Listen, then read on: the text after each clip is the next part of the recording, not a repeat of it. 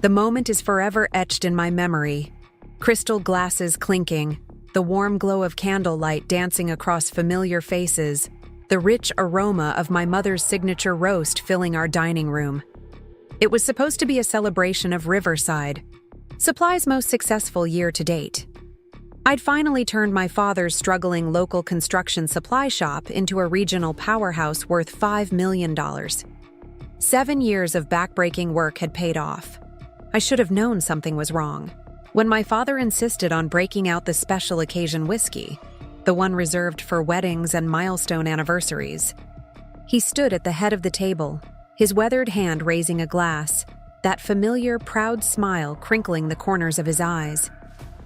"I have an announcement," he declared, his voice carrying that authoritative tone I'd heard my entire life. "Riverside Supply is entering a new chapter. Starting next month, your brother Mike will be taking over as CEO." The words hit me like a physical blow. My smile froze in place as the room erupted in congratulations around me. My cousin Emma squealed in delight. My uncle patted Mike firmly on the back. My mother's eyes darted nervously between my father and me.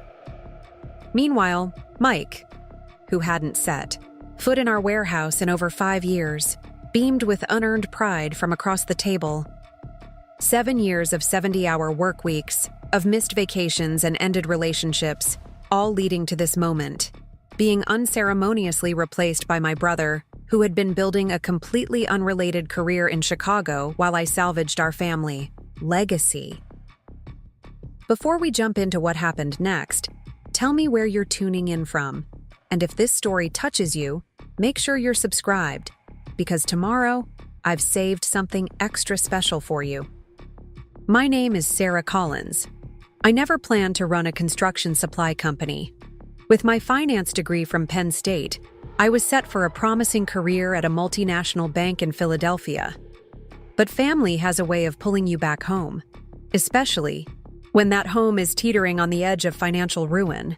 Growing up in Millfield, Pennsylvania, a town where everyone knows your business before you do, I watched my father build Riverside Supply from a small hardware store into a respectable local supplier.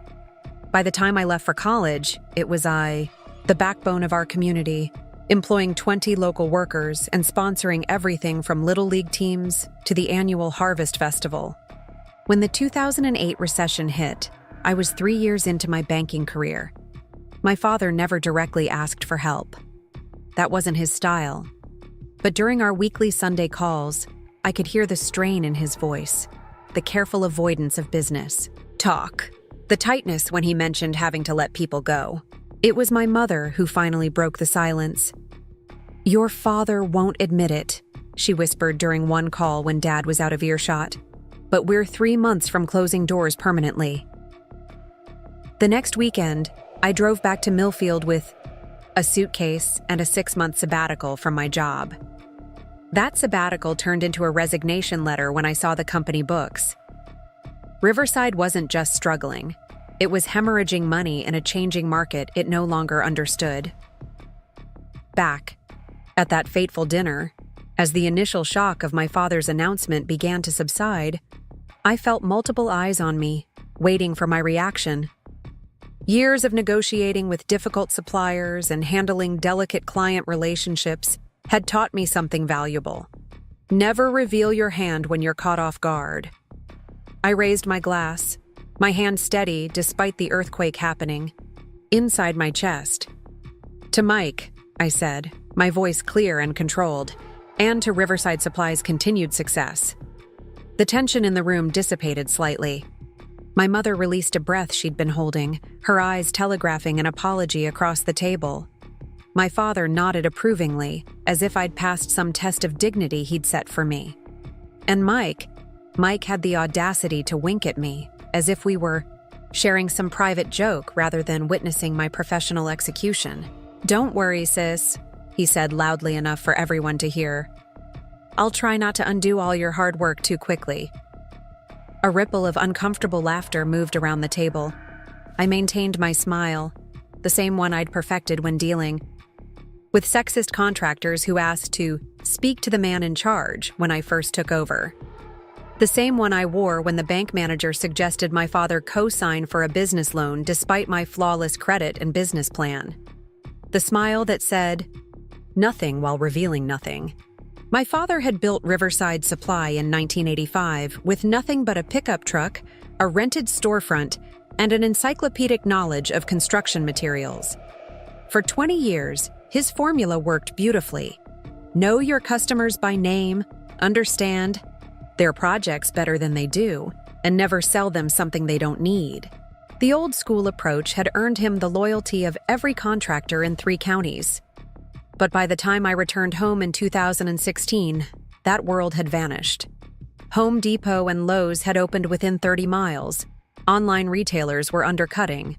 Local businesses and contractors were being replaced by large development companies with corporate purchasing departments. I'll never forget my first day back. The showroom floor, once meticulously organized and bustling with contractors, was dusty and dated. 3 employees manned a space designed for 12. The storage yard held inventory that hadn't moved in years. While we were perpetually out of stock on items customers actually wanted, the office was even worse. Dad tracked inventory on yellow legal pads. Customer accounts were kept in actual manila folders. The company website was a single page with our address and phone number, created by my teenage cousin as a school project in 2009. Just sell the place and retire, Mike had suggested during a rare visit home that first month. The property alone is worth something. Cut your losses. Dad had looked so defeated sitting there in his worn office chair, the same chair from which he'd once commanded a thriving business. I couldn't bear it. Give me 1 year, I told my father that night. 1 year to turn things around. If I can't make significant progress, we'll discuss selling. He agreed, though I could see the skepticism in his eyes. Nobody believed Riverside could compete in the new economy. Nobody except me. I started with our systems, implementing digital inventory management, modernizing accounting practices, creating a proper website with our full catalog. The staff were resistant at first. Change is never easy, especially when it comes from the boss's daughter, whom they remembered as a teenager sweeping floors during summer breaks. Tom, our warehouse manager who'd been with Dad since the beginning, was the first to come around. Never thought I'd prefer computers to my clipboard, he admitted 3 months in. But damn if I don't like knowing exactly what we have and where it is. Next came our product lines. We couldn't compete with the big boxes on price for standard materials, so we needed to differentiate. I researched emerging trends and discovered growing demand for sustainable and specialty building materials. Products the national chain stocked inconsistently, if at all. We became the first supplier in the region to offer a comprehensive selection of low VOC paints, responsibly harvested timber, recycled building materials, and energy-efficient fixtures. Soon, eco-conscious builders from across the state were making the trip to Millfield specifically for our inventory. The third phase was the hardest, rebuilding relationships. Many contractors had drifted away, assuming Riverside was on its last legs. I visited job sites personally, often arriving with coffee and donuts at 6 a.m. to catch crews before they started work. I listened to their frustrations with other suppliers and asked what would bring them back to us. Same-day delivery would be a game changer, one longtime customer told me. The big boxes promise it, but never deliver. So we restructured our delivery system, guaranteeing same-day service for orders placed before noon. When a major housing development broke ground nearby, we delivered forgotten supplies at 7 p.m. on a Friday when every other supplier had closed for the weekend. Word spread quickly. The 1-year mark came and went. We weren't profitable yet, but the bleeding had stopped. Dad agreed to let me continue. By year 3, we were not just stable, but growing. I secured financing to launch our e-commerce platform, allowing contractors to order online for next-day delivery or pickup. We expanded our sustainable building materials division and became certified consultants for LEED projects, opening doors to commercial contracts we couldn't have dreamed of before. Year 5 brought our biggest gamble. opening a second location in Lancaster, expanding our reach into a new market. The risk paid off beyond our projections. By the time of that fateful dinner, 7 years after I'd come home temporarily, Riverside Supply had transformed from a failing local business worth maybe $600,000 on a good day into a regional powerhouse valued at $2 million, with 47 employees across 2 locations and plans for a third. Our e-commerce division now accounted for nearly 40% of revenue. Our sustainability consulting services had put us on the map with architects and developers throughout the Northeast. Every victory had been hard-fought. Every milestone had been met with initial skepticism, then achieved through persistence, strategic thinking, and countless 18-hour days. I had poured everything into saving and then transforming my father's legacy. And where was Mike during all of this? My brother is 3 years older than me. Preparing and narrating this story took us a lot of time, so if you are enjoying it, subscribe to our channel. It means a lot to us. Now back to the story. The firstborn son who was always intended to inherit the family business. But Mike had different dreams. He'd moved to Chicago straight after college, working his way through a series of increasingly lucrative sales positions with technology companies. His career path wasn't bad or wrong. It just wasn't Riverside Supply. During those 7 years of transformation, Mike had visited Millfield exactly 14 times. Twice a year, he would breeze into town for major holidays, staying at our parents' house rather than with me, despite my having a perfectly good guest room. He'd appear at the store for exactly one obligatory visit per trip, usually on a weekday afternoon when we were least busy. "How's the old place doing?" he'd ask, wandering through the showroom with the detached interest of a tourist at a moderately engaging museum. I'd try to engage him, to share our progress. "We've just implemented a new inventory system that's increased our fulfillment rate by 22%, I'd say. Or our sustainable materials division grew 40% last quarter." He'd nod vaguely, then change the subject to his latest vacation in Belize or the new German car he was thinking of leasing. If I mentioned our banking relationships or cash flow challenges, he'd suddenly remember an important call he needed to make.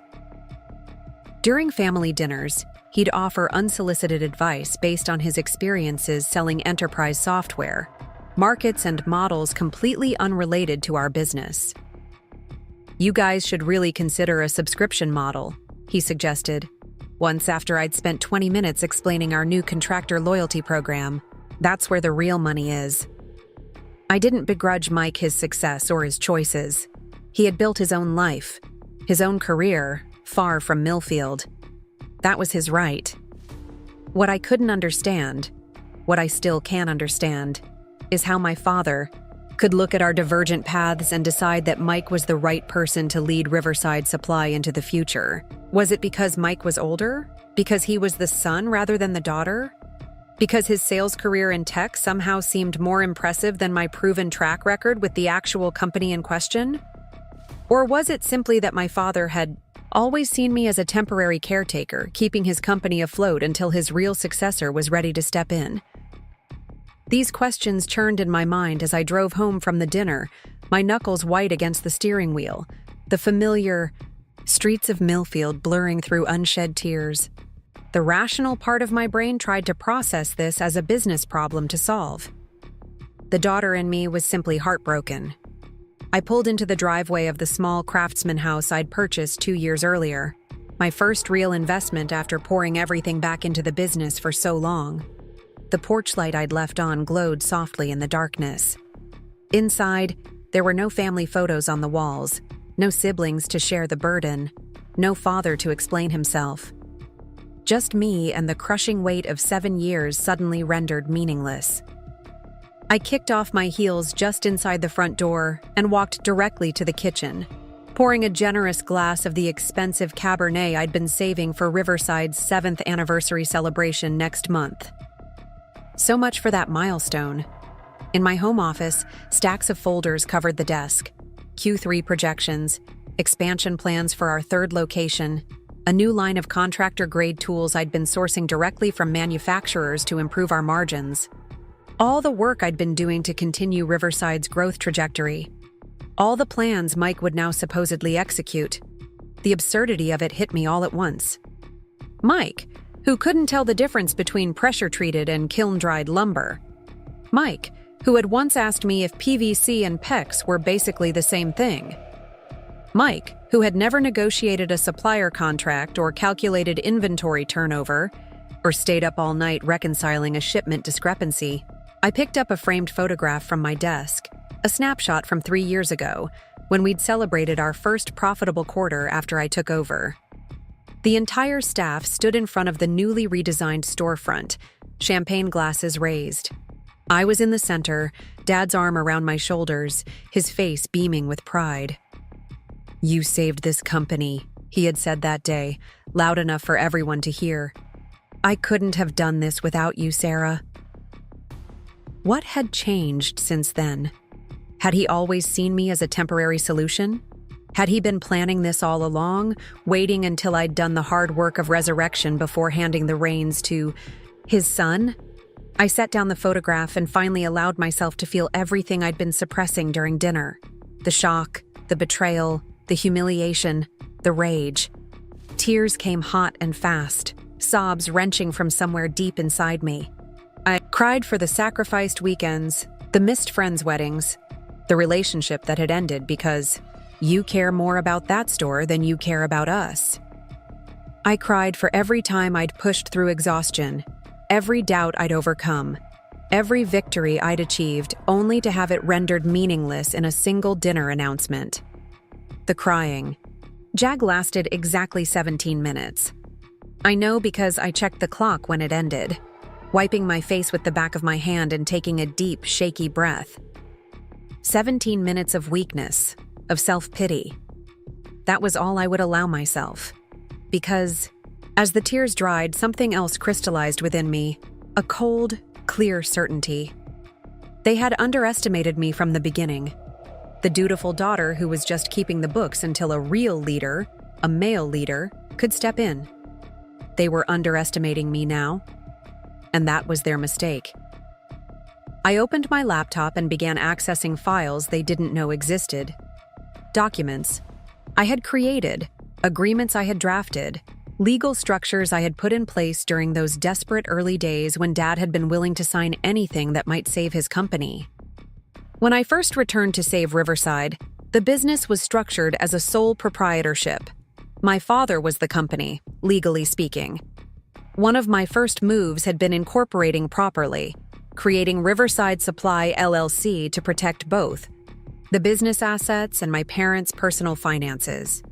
In those early days, Dad had been overwhelmed by the company's dire situation and relieved to have me handling the paperwork, as he called it. He'd signed everything I put in front of him, often without reading beyond the first paragraph. Not because he didn't trust me, but because he did, implicitly. What my father had either forgotten or never fully absorbed was that I hadn't just restructured operations. I had restructured ownership. When we needed capital for the initial modernization, I had invested my entire savings, $127,000 from my banking career, in exchange for a 30% ownership stake. Dad retained 70%, which seemed more than fair given that he'd built the company from nothing, and I was the unproven newcomer. 3 years later, when we expanded to Lancaster, we needed additional capital. Rather than diluting our family ownership by seeking outside investors for the full amount, I found 3 strategic partners who each purchased 5% stakes, with Dad selling an additional 5% to our now general manager, Teresa, who had proven herself invaluable. This restructuring left my father with 51% ownership, me with my original 30%, and the remaining 19% distributed among 4 minority shareholders. Most crucially, the operating agreement I had drafted and Dad had signed included a critical clause: major company decisions, including leadership changes, required approval from shareholders holding at least 60% of the company. At the time, this had seemed like prudent corporate governance, a way to ensure no hasty decisions could be made without significant buy-in. Dad had retained majority control, but major shifts would require either my support or that of multiple minority shareholders. I had never anticipated using this clause against my own father, but I had also never anticipated being casually discarded after saving and transforming his legacy. The math was simple and undeniable. My father owned 51%, I owned 30%. Without my consent, Mike couldn't take over, and I had absolutely no intention of giving it. I printed out copies of the relevant documents, highlighting the critical sections. Then I emailed our company attorney, Diane Matthews, a straightforward message. Diane, I need to confirm my understanding of the attached operating agreement sections regarding leadership changes. My father has announced his intention to install my brother as CEO next month. Please advise on the legal requirements for such a transition. Available to discuss at your earliest convenience. Regards, Sarah. Then I shut my laptop, drained the last of my wine, and for the first time since dinner, I smiled. Not the polite, composed smile I'd maintained through the announcement, but something sharper, more determined. They thought they were dealing with the compliant daughter who had stepped in during a crisis. They were about to meet the businesswoman, who had turned a failing hardware store into a multi-location enterprise worth over $5 million. The next morning, I arrived at the office at 6:30 a.m., my usual time. I greeted the early shift workers by name, made coffee in the break room, and settled into my routine as if yesterday's announcement had never happened. When my assistant Jane poked her head in with a sympathetic smile and an awkward, I heard, "About Mike." I simply nodded and asked about the Westfield project timeline. Word had already spread through the office. I could feel the sidelong glances, the hushed conversations that stopped when I approached. They were waiting to see how I would react, whether I would crumble or fight. They didn't have to wait long to find out. Catalyst, at 9:00 a.m. My father and Mike arrived together, laughing about something as they walked through the main office area. Dad wore his standard plaid shirt and work boots, a costume he maintained despite not having been on a job site in years. Mike was overdressed, in a suit that probably cost more than our monthly utility bill. I watched through my office window as they stopped to chat with various employees, Mike's hand extended like a politician on a campaign trail. Then they approached my office, with its view of the warehouse and the fleet of delivery trucks I had personally financed when the bank wouldn't extend our credit line. "Morning, Sarah," my father said as they entered without knocking. "Thought we'd start showing Mike the ropes today." I gestured to the chairs across from my desk. "Please sit down. We need to talk." Mike settled in with the casual confidence of someone who believed their future was already secured. Dad sat beside him, reading the tension in my voice. "I've been reviewing the transition plans," I said, sliding a folder across the desk to my father. "Great," Dad replied, not opening it. "Mike's thinking we might want to scale back some of the eco-friendly product lines. Focus more on traditional materials where the margins are better." I kept my expression neutral. "Before we discuss any changes, I need to bring something to your attention." I opened my copy of the folder. According to our operating agreement, specifically Section 4.3, any change in executive leadership requires approval from shareholders holding a minimum of 60% of company shares. My father's expression shifted, confusion replacing confidence. "What are you talking about?" "You own 51%, Dad. I own 30%. The investors own the rest. Simple math says you need my agreement to make Mike CEO, and I don't agree." Mike leaned forward, his face flushing. "Is this a joke? Dad already announced it." "Announcing something doesn't make it legally binding," I replied calmly. "I've also taken the liberty of sending copies of the relevant documents to our company attorney this morning. She'll confirm what I'm telling you." By noon, the entire company knew something was happening. My father had retreated to his office with the door closed, Mike had stormed out. I continued my day as planned: a vendor meeting, a review of the quarterly numbers, lunch with our top salesperson to discuss a major client. But behind the normal routine, everything had changed. The leadership team was divided, some avoiding eye contact in the hallway, others stopping by with carefully worded offers of support. The warehouse manager, Tom, who had been with the company since before I was born, brought me coffee and simply said, "About time someone stood up to him." My phone buzzed continuously with messages from family members. My mother, "Please call me." My sister, "What have you done?" My aunt, "Your father is devastated." I silenced my phone and focused on the business I had saved, the business I had built, the business I would not surrender. The next morning, I arrived to find my keycard access restricted.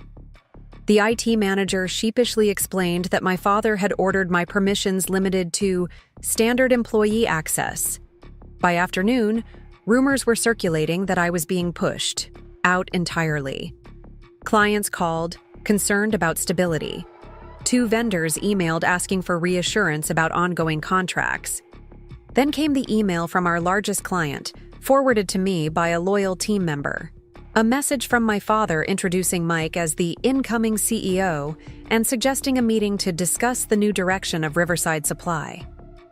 My father was moving forward as if our confrontation had never happened, as if the legal realities I had presented didn't exist. It was a power play: create enough momentum, enough perception of inevitability that I would be forced to concede. What he didn't understand was that I had learned from the best, from him, and I never conceded. I began methodically, strategically. First, I called an emergency meeting with our 3 minority investors, people I had personally brought in during our expansion phase. I laid out the situation honestly, showed them the projections for our sustainable product lines, the ones Mike wanted to cut, and reminded them that their investments had tripled in value under my leadership. All 3 pledged their support. Next, I contacted our top 5 clients, relationships I had personally nurtured. Without disparaging my father or brother, I reassured them about continuity of service and quality. Then I met with our banking partner, reviewing our loan covenants, and ensuring they understood that any leadership change would require proper corporate governance. Finally, I drafted a company-wide email, not emotional, not accusatory, simply factual.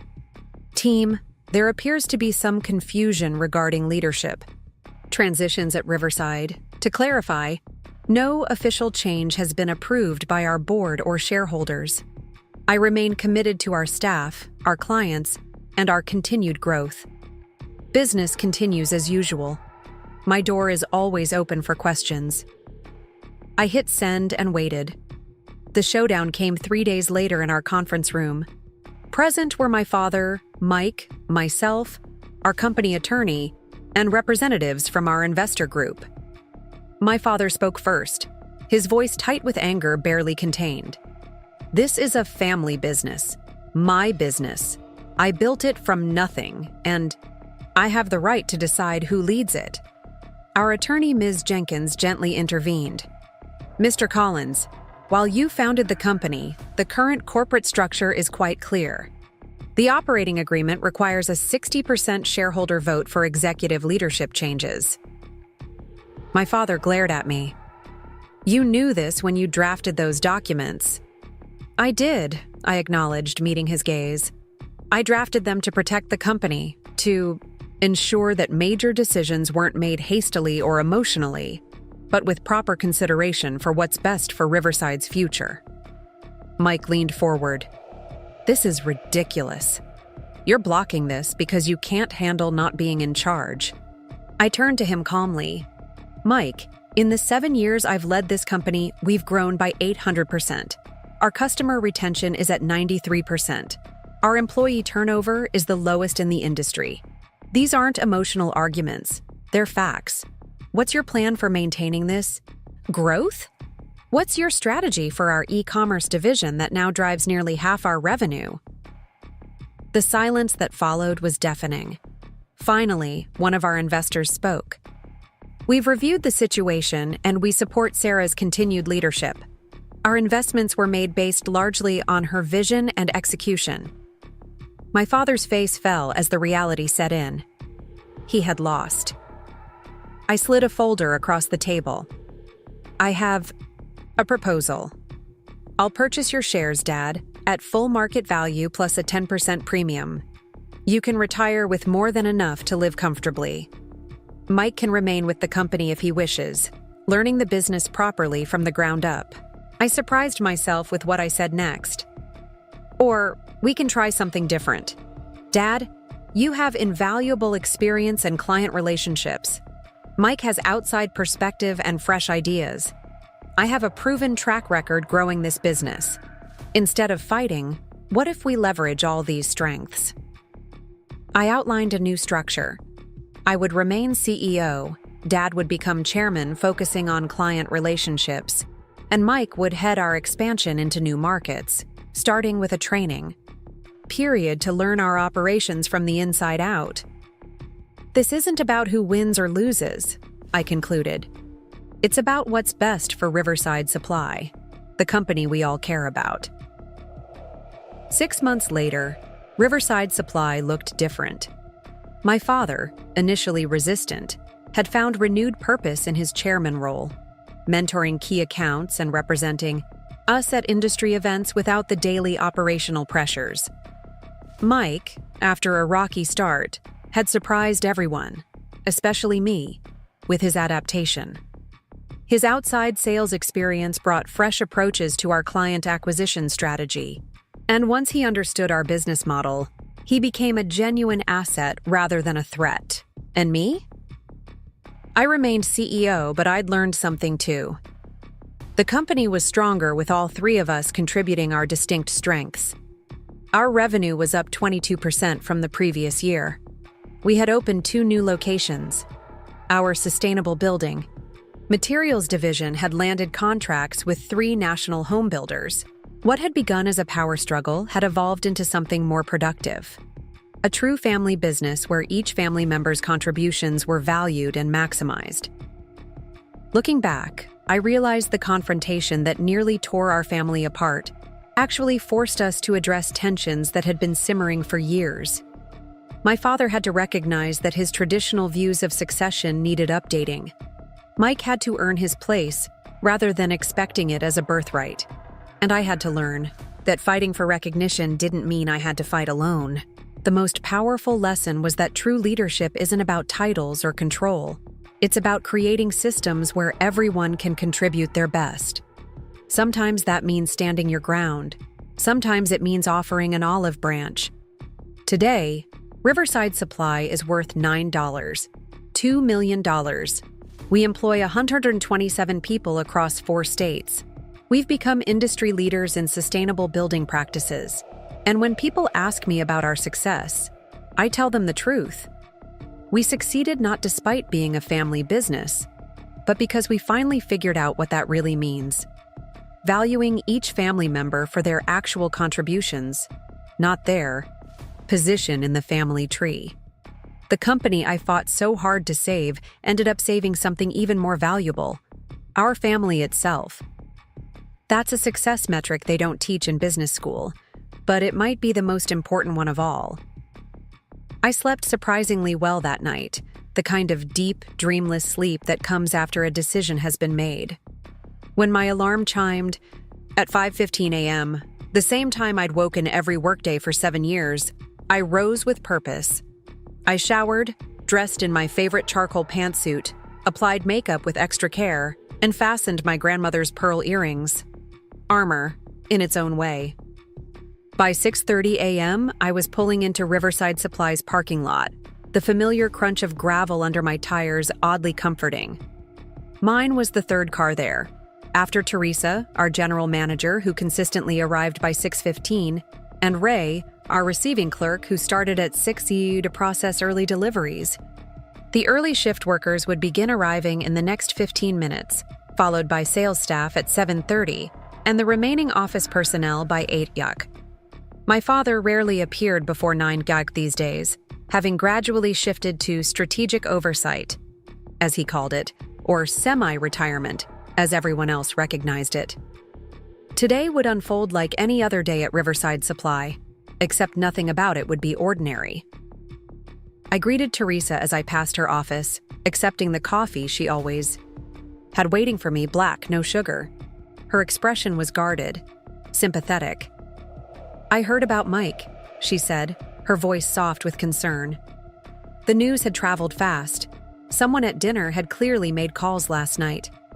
I nodded, taking a sip of coffee. "Has my father called you? About it?" She hesitated.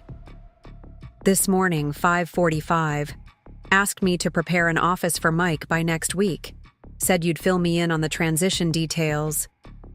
Did he mention the board vote required for leadership changes?" I asked casually. Teresa's eyebrows rose slightly. "No, he did not." "Interesting," I smiled. "Let's continue with today's operations as planned. We have the Westfield project timeline to finalize, correct?" Teresa studied me for a moment, then nodded. "On your desk. They need the updated material delivery schedule by end of day." "Perfect. Let's focus on that." I proceeded to my office, with the corner windows I'd specifically selected for maximum natural light, the ergonomic chair I'd purchased after a particularly brutal week of inventory reconciliation, the reclaimed wood desk that had been my one splurge when we'd first become profitable. I settled in and began my morning routine, checking overnight orders, reviewing inventory alerts, scanning competitor pricing updates. By 8:30, the building was humming with activity. I could hear the warehouse door rolling open, the beep of forklifts backing up, the murmur of the sales team's morning meeting. Life continuing as if yesterday's announcement hadn't happened. But beneath the normal cadence of operations, there was something else. A current of uncertainty, a vibration of anticipation. Word had spread.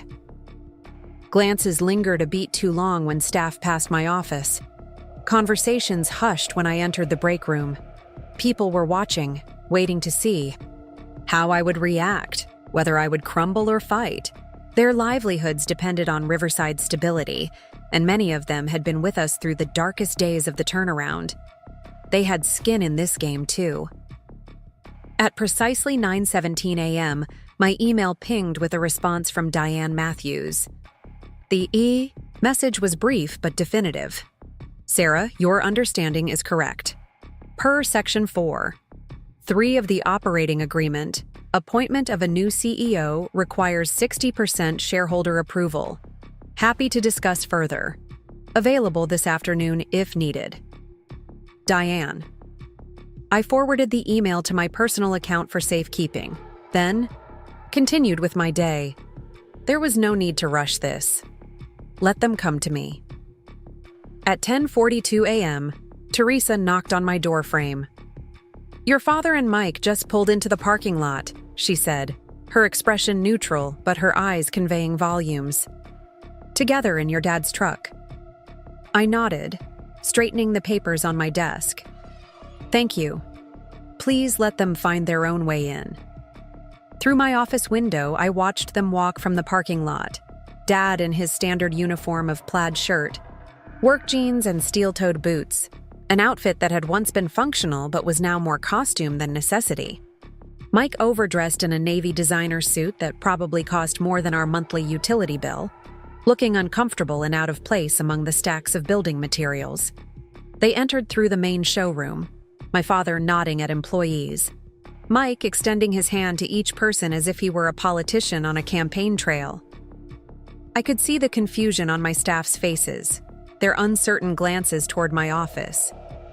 This wasn't a normal visit from the owner's son. Something was happening.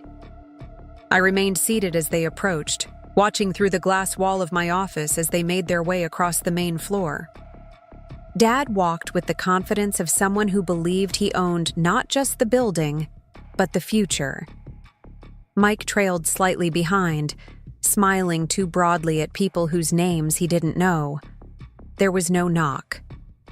My father simply opened the door and strode in as if he had every right to interrupt my workday, which, technically, he did. Mike followed, closing the door behind them. "Morning, Sarah," Dad said, his tone casual, but his eyes watchful. Thought we'd get an early start showing Mike the ropes. I gestured to the chairs across from my desk. "Please, have a seat." Mike settled in with an ease that grated on my nerves, crossing one leg over the other and adjusting his suit jacket. Dad sat more cautiously, reading the tension in my voice. "I've been reviewing transition plans," I said, sliding a folder across the desk to my father. Not the shareholder agreement. Not yet. This was a thick portfolio of operational documents I'd compiled over the last quarter. Inventory forecasts, staff evaluations, expansion projections, marketing analytics. "Great," Dad replied, not opening it. "Mike's been sharing some ideas already. He thinks we might want to scale back some of the eco-friendly product lines, focus more on traditional materials where the margins are better." I kept my expression neutral, even as I felt a flare of indignation. The Sustainable Materials Division had been my most successful innovation, growing at twice the rate of our traditional product lines with significantly higher margins. Anyone who had spent 15 minutes reviewing our financials would know this. "Before we discuss any strategic shifts," I said carefully, "I need to bring something important to your attention." I reached for a second folder, this one containing the highlighted operating agreement. According to our company governance documents, specifically Section 4.3, any change in executive leadership requires approval from shareholders holding a minimum of 60% of company shares. My father's expression shifted, confusion replacing confidence. "What are you talking about?" "It's straightforward, Dad. You own 51% of Riverside Supply. I own 30%. The remaining 19% is distributed among Teresa and our 3 investors. Simple mathematics dictates that you need my agreement to make Mike CEO." I turned to my brother. "And I don't agree." Mike leaned forward, his face flushing. "Is this a joke? Dad already announced it, to the whole family." "Announcing something doesn't make it legally binding," I replied, my voice level. "I've already consulted with Diane. She'll confirm what I'm telling you." Dad reached for the folder with uncharacteristic urgency, flipping it open and scanning the highlighted sections. I could practically see the wheels turning as he processed this information that had been available to him for years. Had he ever bothered to read the documents he signed? "This can't be right," he muttered. But there was no conviction in his voice. He knew it was right. He just hadn't expected me to use it. "Sarah," Mike began, his sales training kicking in as he adopted a placating tone. "I know this seems sudden, but Dad and I have been discussing this for months. We believe this is the best path forward for the company, for the family." "For months," I repeated, unable to keep the edge from my voice. How interesting, considering yesterday was the first I'd heard of it. "We didn't want to distract you from running day-to-day operations," Dad interjected, attempting damage control. "This was always the long-term plan, Sarah. You knew that." Did I? Did I know that my 7 years of rebuilding this company was just a stopgap until Mike decided he wanted a CEO title without doing any of the work to earn it? Mike's expression hardened. "That's not fair. I've built a successful career in sales and management. Those skills are transferable." I laughed then, a short, sharp sound devoid of humor. "Transferable? Tell me, Mike, what's our inventory turnover ratio? Who are our top 3 suppliers, and when are their contracts up for renewal? What's our customer acquisition cost for commercial versus residential contractors? What percentage of our revenue comes from sustainable materials versus traditional product lines?" He stared at me blankly. "That's what I thought," I said quietly. "You want to lead a company you know nothing about, in an industry you've never worked in, managing staff you can't name, serving customers whose needs you don't understand." My father cleared his throat. "Sarah, That's enough. Mike will learn the specifics. He has leadership qualities that can't be taught. And I don't? 7 years of demonstrated leadership means nothing compared to his innate qualities? Dad looked uncomfortable. That's not what I meant. Then what did you mean, Dad? Please, explain to me why the person who saved this company, who transformed it from a failing local shop to a regional leader, who created the systems and relationships and brand identity that made it successful, explain why that person is being pushed aside for someone with no relevant experience or demonstrated commitment to Riverside Supply. The silence that followed was deafening. My father looked suddenly older, caught between his traditional views and the undeniable logic of my argument. Mike's confident facade had cracked, revealing the insecurity beneath. We should discuss this at home, Dad finally said. Not at the office? Why not here? I challenged. This is a business decision, isn't it? Not an emotional family matter. If Mike is qualified to run this company, surely he's qualified to have this conversation in this building. My brother stood abruptly. I don't need this. I didn't ask to be put in the middle of whatever power struggle you two have going on. Sit down, Mike, Dad said sharply. Running away from difficult conversations isn't what leaders do. That, at least, was something we could agree on. Mike reluctantly returned to his seat, his expression sullen. Now, Sarah, my father continued, his voice taking on the authoritative tone he'd used throughout my childhood. I understand you're upset about how this was communicated. That's fair criticism. But the decision has been made. I'm asking you to work with us on a smooth transition. I leaned back in my chair, studying the two men across from me. My father, who had taught me everything about hard work and perseverance, and my brother, who had never had to prove himself the way I had. That's the thing, Dad, I said softly. It's not actually your decision to make alone. Not anymore. The company structure legally requires my consent for this change, and I do not consent. My father's face flushed. This is my company. I built it from nothing. And I saved it from nothing, I countered. I rebuilt it when you were ready to close the doors. I modernized it when you couldn't adapt to changing markets. I expanded it when you were afraid to take risks. Yes, you started Riverside Supply. But the company it is today, the company worth over $5 million, that company is as much mine as it is yours. So what are you saying? Mike interjected. You won't allow this transition unless we, beg? Offer you more money? What do you want?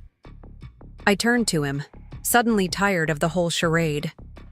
What I want, Mike, is for decisions about this company to be made based on qualifications and demonstrated commitment, not on gender or birth order or Dad's outdated notions of succession. What I want is for my 7 years of work to be valued appropriately. What I want is the recognition that I've earned. I stood, signaling the end of our conversation. Now, if you'll excuse me, I have actual work to do.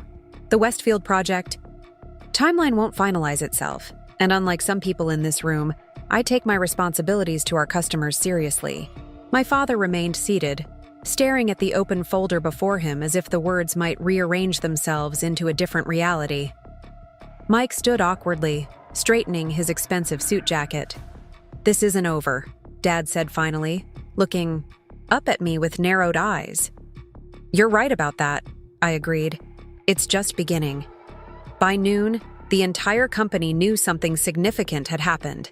The grapevine in a medium-sized business operates with remarkable efficiency. My father had retreated to his rarely used office with the door firmly closed. Mike had stormed out, engine revving unnecessarily as he peeled out of the parking lot in his leased BMW. I continued my day as planned. Vendor meetings, quarterly reviews, lunch with our top salesperson to discuss a promising new commercial. Account. But beneath the normal routine, everything had changed. The leadership team had quickly divided into camps, those avoiding eye contact in the hallway, clearly uncomfortable with my challenge to the owner's authority, and those stopping, by with carefully worded offers of support. Tom, our warehouse manager who had been with the company since before I was born, brought me coffee at 2 p.m. and simply said, "About time someone stood up to him." Coming from Tom, who had been my father's right-hand man for decades, the words carried particular weight. My phone buzzed continuously with messages from family members who had already heard some version of events. My mother, "Please call me. I'm worried about all of you." My sister Jessica, "What have you done? Dad is furious." My Aunt Marilyn, "Your father is devastated. You need to make this right." I silenced my phone and focused on the business I had saved, the business I had built, the business I would not surrender without a fight. The next morning arrived with a new level of tension. I swiped my keycard at the employee entrance as usual, only to have the reader flash red instead of green. I tried again with the same result, locked out. Ray noticed my predicament as he wheeled a cart of supplies toward the warehouse. "System's been acting up since they updated it last week," he said, holding the door open for me. "Better get IT to check your card." But we both knew it wasn't a system glitch. My father had made his first countermove. Teresa met me at my office door, her expression carefully composed. "Max from IT came by late yesterday after you left. Your father authorized him to modify your system access. You've been downgraded to standard employee permissions." "I see," I said, unlocking my office door with the physical key I still possessed. "And did Max happen to mention what other changes were made?" Teresa handed me a printed list. "Your email access is restricted to internal communications only, no client or vendor emails. Your financial dashboard access has been limited to view only. Your signing authority has been reduced from $50,000 to $500. She paused. "And you've been removed from the company credit card account." It was a calculated move, not firing me outright, which could trigger legal complications, but effectively hamstringing my ability to function in my role. The message was clear: resign or be marginalized into irrelevance. "Thank you for the information," I said, taking the list and entering my office. "Please ask Max to meet me here in 10 minutes. Once alone, I took a deep breath, centering myself. This wasn't unexpected. My father had always been strategic, especially when challenged. He was testing my resolve, seeing how far I would bend, before breaking. Max arrived promptly, looking distinctly uncomfortable. A recent computer science graduate from the local community college, he had been one of my first hires during the modernization phase. His technical skills had transformed our systems, and until yesterday, his loyalty had seemed firmly established. "Hi, Sarah," he said, hovering in the doorway. "Teresa said you wanted to see me?" "Come in, Max. Close the door." I gestured to the chair across from my desk. "I understand you made some changes to my system access yesterday." He shifted nervously. "Yes, Mr. Collins, your father, he instructed me to adjust your permissions. As the majority owner, he has the authority to—" "I'm not questioning your actions, Max," I interrupted gently.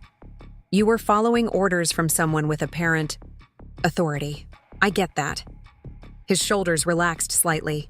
"What I'm wondering," I continued, "is whether those changes included my personal admin access to the system architecture you and I built together 3 years ago."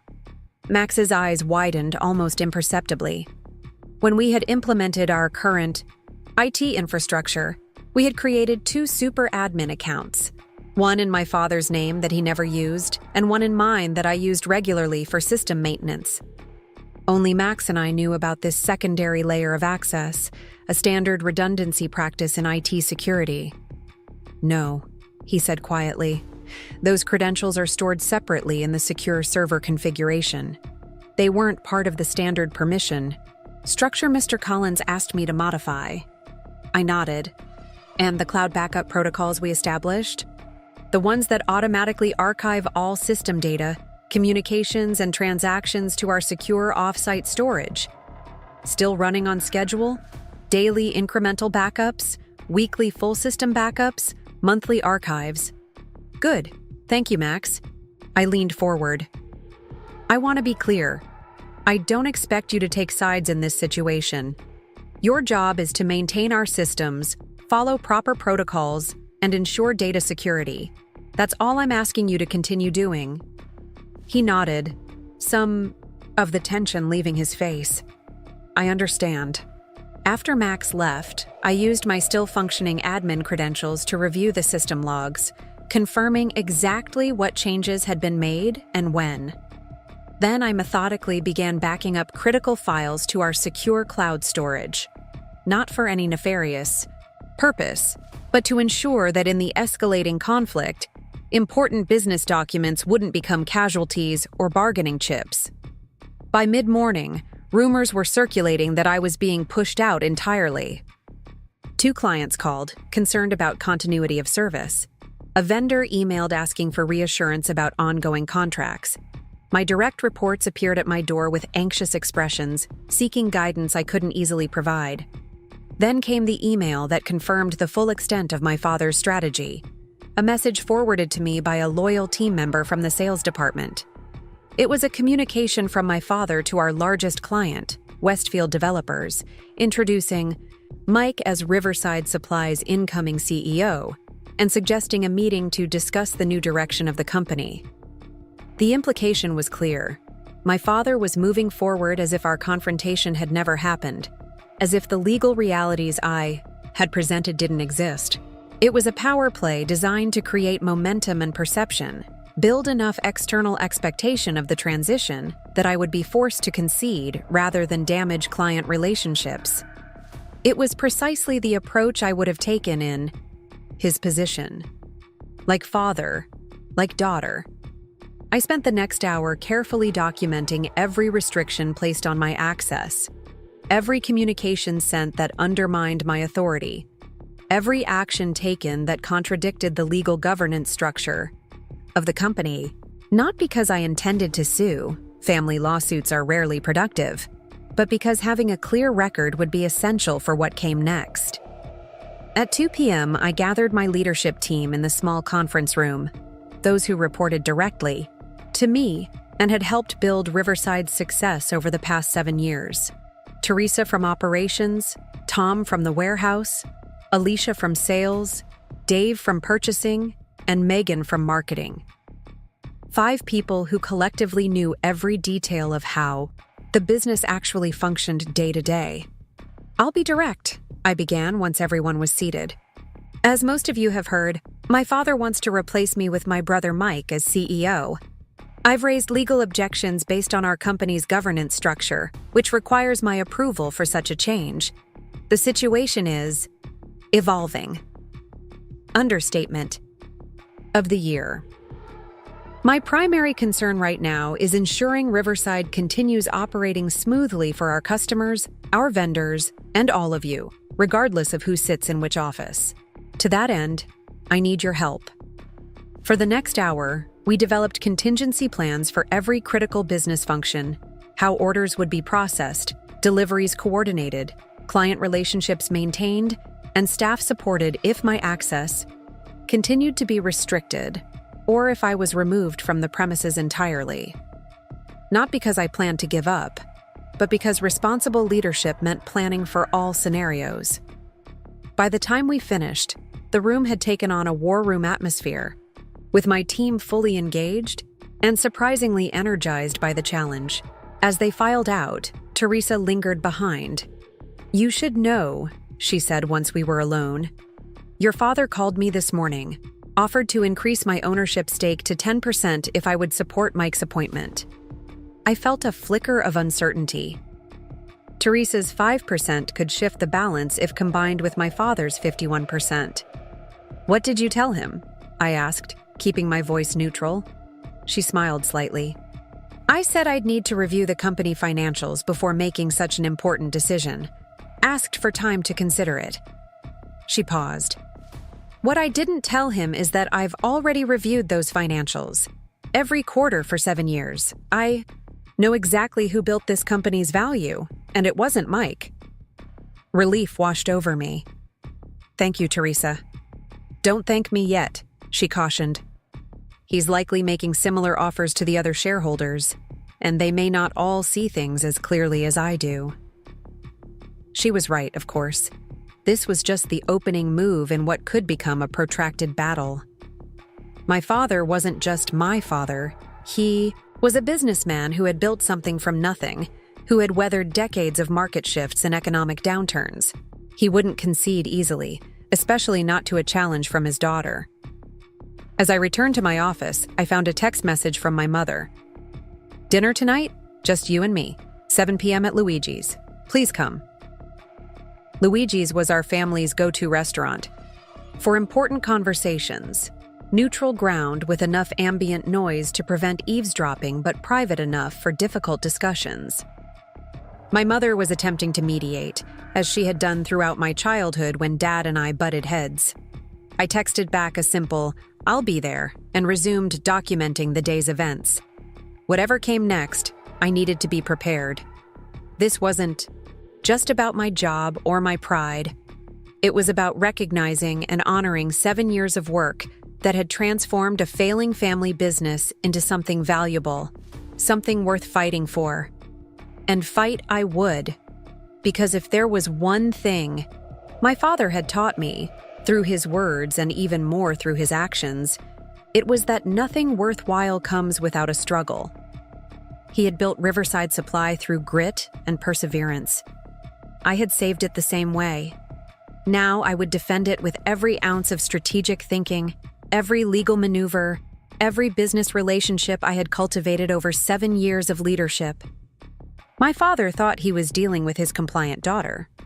He was about to discover he was actually facing a formidable CEO who had learned from the best, him. Luigi's hadn't changed in 20 years. The same red-checkered tablecloths, the same framed photos of Italian landscapes, the same robust aroma of garlic and basil greeting customers at the door. It had been our family's special occasion restaurant for as long as I could remember. My high school graduation, Dad's 50th birthday, the day we signed the lease on our second location, all celebrated within these walls. Tonight, there would be no celebration, only damage control. I spotted my mother immediately, tucked into a corner booth near the back. Elizabeth Collins had always been the epitome of composure, and even now, in the midst of what she undoubtedly viewed as a family crisis, she sat with perfect posture, her silver-streaked dark hair pulled back in its usual elegant twist, her expression carefully neutral as she sipped a glass of white wine. As I approached, she looked up, her eyes, so similar to mine, assessing me with the precision that had made her a formidable high school principal for over 30 years. She had always been able to detect the slightest hint of deception or distress in teenagers, and I knew better than to think my professional mask would fool her. "Sarah," she said, rising slightly to accept my kiss on the cheek, "thank you for coming." I slid into the booth opposite her. "Of course. How are you, Mom?" "Let's not waste time with pleasantries," she replied, setting down her wine glass. "Your father is furious. Mike is hurt. The extended family is buzzing with rumors. I need to understand exactly what happened and why." Marco, Luigi's longtime waiter, appeared at our table with a basket of warm bread and a knowing smile. "The usual, Ms. Sarah?" he asked, remembering my standing order of chicken marsala despite my infrequent visits. "Please." I nodded, grateful for the brief interruption. Mom waited until he retreated before leaning forward. "Tell me everything," she said, "from the beginning." So I did. I explained how I had structured the company during its resurrection, the shareholding arrangement that gave Dad majority ownership, but required my consent for major decisions, the complete lack of warning before the dinner announcement, and the subsequent confrontation in my office. I kept my tone factual, professional, the same way I would present a case study to one of the business classes I occasionally guest lectured at the community college. My mother listened without interruption, her expression unchanging. When I, Finished. She was silent for several moments, turning her wine glass slowly between her fingers. "You feel blindsided," she finally said. It wasn't a question. "Wouldn't you? 7 years, Mom. 7 years of rebuilding what Dad nearly lost, of working 80-hour weeks, of sacrificing my personal life for Riverside. And then without a single conversation, without any acknowledgement of that work, he announces Mike, who knows nothing about the business, will take over. Your father believes family businesses should pass from father to son," she said softly. "It's how he was raised. It's 2023, not 1963. And this isn't some abstract principle. This is my life's work, my career, my future." I paused as Marco set down our dishes, forcing a smile until he was out of earshot. "Would you have accepted being passed over for the principal position you earned simply because of gender?" A flicker of recognition crossed her face. My mother had faced her own battles in education administration, fighting to be recognized for her competence rather than confined by her gender. She had won those battles, becoming the first female principal in our district's history. "No," she admitted. "I would not have accepted that." "Then you understand my position." She sighed. "I understand it, but Sarah, this approach, using legal maneuvering against your own father, it's creating a rift that may never heal." What was my alternative? Accept the injustice? Surrender everything I've built because Dad still sees me as the backup option? There's always space for conversation before confrontation. A conversation that should have happened before he announced his decision to the entire family, I countered, frustration seeping into my voice despite my best efforts. "He didn't give me that consideration, Mom. He presented it as a done deal, with no regard for my feelings or contributions." She was quiet for a moment, cutting a small piece of her eggplant parmesan. "Your father made a mistake," she finally said. "A significant one. But he's also a proud man who built something meaningful from nothing. Seeing that legacy continue through his son matters deeply to him. And what about what matters deeply to me? What about my legacy?" "That's what we need to determine," she said, setting down her fork. "There must be a solution that honors both your contributions and your father's wishes." I laughed softly, without humor. "Mom, this isn't a classroom dispute you can solve. With a compromise and a handshake. This is my career, my company." "Your company?" she interrupted, eyebrows raised. "That choice of words is telling, Sarah." I took a breath, recalibrating. "The company I helped save. The company I helped build. The company in which I am legally a significant shareholder and the acting CEO. And the company your father started when you were still in diapers," she reminded me gently. "A company he nearly killed himself building, working 16-hour days, missing your school events and family vacations to secure its future." Familiar guilt crept in. The knowledge that my father had indeed sacrificed enormously for Riverside, that his decades of work predated and in many ways enabled my own contributions. I had grown up watching him collapse into his recliner at night, too exhausted to eat dinner, falling asleep with supplier catalogs open on his chest. I had heard my mother's quiet worry during the early lean years, her cautious financial planning, that kept our family afloat when the business couldn't pay my father a full salary. "I know what Dad sacrificed," I said quietly. "I've never diminished that. But that doesn't erase what I've contributed or justify pushing me aside for Mike, who sacrificed nothing."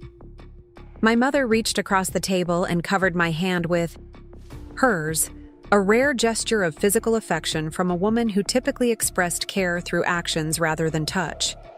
"No one in this family has navigated a successful transition of a business this valuable," she said. "We're in uncharted territory, and everyone is making mistakes. Your father should have involved you in the succession planning. You should have discussed your long-term expectations more clearly. Mike should have spent time learning the business before accepting this role." She withdrew her hand and straightened, slipping back into what we had always called her principal mode. The you, problem solver, the mediator, the voice of reasoned authority. So the question now is, what happens next? Where do we go from here that doesn't destroy either the business or the family? It was the right question, of course. My mother had always excelled at cutting through emotion to find the practical path forward. But I wasn't sure I had an answer that would satisfy her, or anyone else in my family. I don't know yet, I admitted. But I know I won't be sidelined in my own company. I won't watch Mike dismantle 7 years of my work because Dad thinks a son should inherit regardless of merit. My mother studied me, her gaze uncomfortably perceptive. This isn't just about merit or fairness, is it? There's something deeper here. I looked away, focusing on the painting of the Tuscan countryside hanging on the wall beside our booth.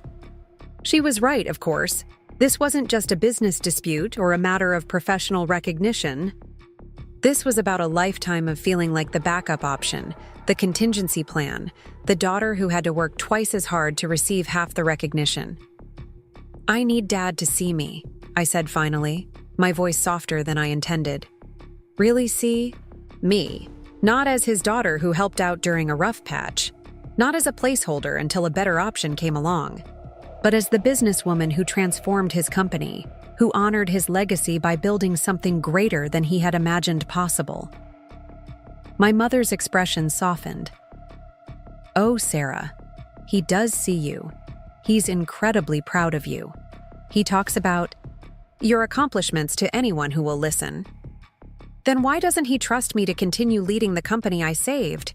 She sighed. Because some beliefs run deeper than reason. Your father was raised to believe family businesses pass to sons. It's not about your capability. It's about tradition. About how he measures his own success as a patriarch. That's not good enough, I said firmly. Not in 2023, not with everything at stake. If he wants to honor tradition, he should retire to Florida and play golf like his father did. Instead, he's upending my career for an outdated principle. Then you need to help him see another way, my mother said pragmatically. Fighting him will only entrench his position. You know how your father digs in when challenged directly. She wasn't. Wrong. William Collins had always responded to direct confrontation by doubling down, by turning disagreements into matters of principle rather than practical considerations. It was a trait I had unfortunately inherited, which made our conflicts particularly volatile. What are you suggesting? Find a solution that allows everyone to maintain dignity, she said. Your father needs to feel his wishes are respected. Mike needs a meaningful role that acknowledges his position in the family. You need leadership commensurate with your contributions. There must be a structure that accommodates all three realities. I considered her words as I took a bite of my chicken marsala. The familiar flavors brought back memories of countless family dinners in this very restaurant. Celebrations and commiserations, announcements and reconciliations. How many disagreements had been resolved over Luigi's tiramisu? How many compromises? Reached over espresso? I could propose a division of responsibilities, I said slowly, thinking aloud. I remain CEO handling operations, finance, and growth strategy, the areas where I've proven myself. Mike takes on a meaningful but more appropriate role, maybe head of business development or client relations, something that leverages his sales background without giving him authority over areas he doesn't understand. Dad transitions to chairman of the board, with ceremonial leadership and strategic advisory capacity, but no day-to-day operational control. My mother nodded encouragingly. That sounds reasonable. But it would require Dad to publicly walk back his announcement, I pointed out. To admit he made the decision without proper authority. His pride might not allow that. He cares more about this company than his pride, my mother said with conviction.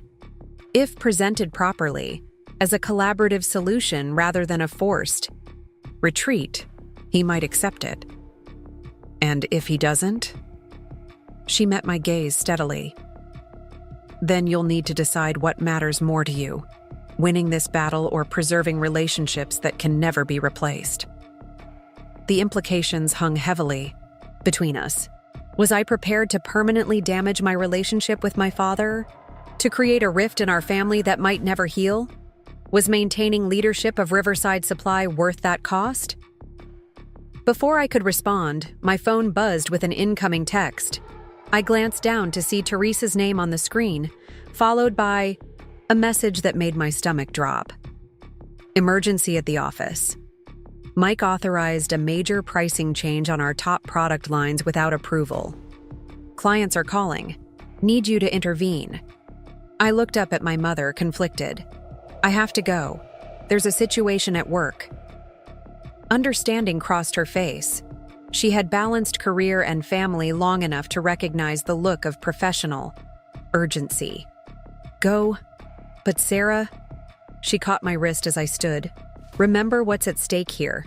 Not just a company, but your family. I nodded, dropping a quick kiss on her cheek before hurrying toward the door. As I reached my car, my phone buzzed again with another text from Teresa.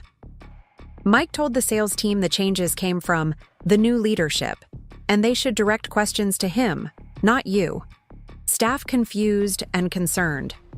White-hot anger flared as I started the engine. One thing was abundantly clear. While I had been having a civilized dinner with my mother, discussing compromise and collaboration, Mike had wasted no time in asserting authority he didn't legally possess. This wasn't just a clumsy overreach, it was a deliberate power play designed to undermine my position and force my capitulation. So much for family reconciliation. The battle lines had been redrawn, and any hope of an amicable resolution was rapidly fading. I arrived at Riverside Supply 20 minutes later to find the office in controlled chaos. 3 sales representatives were on phones with agitated customers. Teresa was in the conference room with printouts of pricing structures spread across the table. Dave from purchasing was arguing heatedly with someone over his cell phone, presumably a vendor confused by the sudden policy shift. What exactly happened? I asked Teresa as I entered the conference room, closing the door behind me. She looked up, relief crossing her face. Mike showed up around 4:30, right after you left for dinner. Said he was getting a head start on understanding the business. Asked a bunch of questions about our pricing structure and margins. Go on, I prompted, setting down my purse and scanning the documents on the table. Jason from sales was helping him, explaining our tiered pricing for different customer categories. Next thing we know, Mike's telling Jason to update the pricing system, reducing margins on our premium product lines by almost 15% across the board, effective immediately. I closed my eyes briefly, absorbing the magnitude of the error. Our premium products, primarily our sustainable building materials, operated on higher margins by design. Those margins supported our extensive technical support, our educational materials for contractors, and our specialized delivery protocols. They were also the product lines that had fueled most of our recent growth. Did anyone explain why this was problematic? I asked. Teresa nodded. Jason tried. So did I when I found out. Mike said, and I quote, "The new direction is to prioritize volume over margins. We'll make it up in quantity." The simplistic approach revealed Mike's fundamental misunderstanding of our business model. Our premium products weren't commodities where volume could offset reduced margins. They were specialized materials that required education, support, and careful handling, services that cost money to provide. How many customers have been notified of the change? I asked, already calculating the damage control required. The system automatically emailed our top 50 accounts when the pricing was updated. We've received calls from 12 so far. Mostly confusion, some excitement about the lower prices. I pulled out my phone and called our IT manager. Max, I need the pricing system rolled back to this morning's settings immediately, I instructed when he answered. Authorization code, Sierra Charlie 479. There was a brief hesitation on the line. Sarah, I can't do that without approval from… Max? I interrupted firmly. You and I both know that pricing system falls under my administrative authority, per the security protocols we established. The authorization code I just gave you confirms my identity and authority. This is not a request. Another pause, then. Rolling back now. Should take about 10 minutes for the system to revert and propagate. Thank you. Please text me when it's complete. I ended the call and turned back to Teresa. Where is Mike now? He left about 20 minutes ago. Said he had dinner plans and the team could handle the implementation details. Of course he had. Create chaos, then leave others to deal with the consequences. Classic Mike. As soon as the system is restored, I need the sales team to call every customer who received the automated email, I instructed.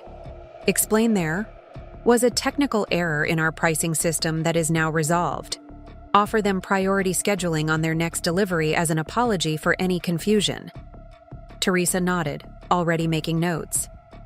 Then I need a report of every action Mike took while here.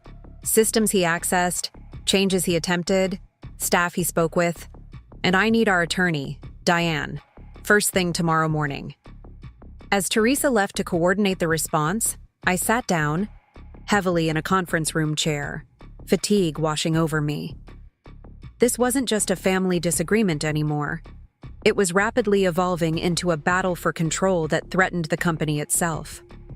Mike's reckless action could have cost us thousands in profit margins and created lasting confusion among our most valuable customers.